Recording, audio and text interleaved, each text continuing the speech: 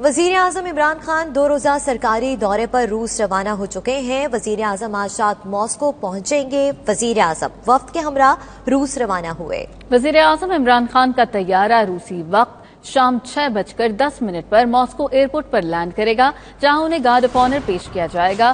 روس کے ڈپٹی وزیر خارجہ وزیر اعظم کا استقبال کریں گے۔ تفصیلات جانیں گے اپنے نمائندے شاہد گھمن سے۔ شاہد، کہے گا وزیر اعظم کے اس دورے کے دوران کیا مصروفیات ہوں گی؟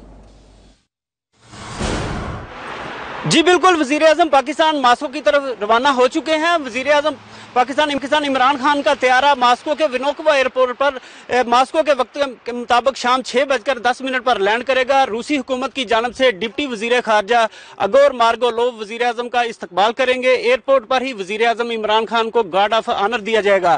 اس کے بعد وزیر اعظم سیدھا ہوٹل چلے جائیں گے۔ کل 24 فروری کا دن وزیر اعظم کا مصروف ترین دن ہوگا۔ عمران خان دن 1 بجے صدر پوتن سے ملاقات کریں گے۔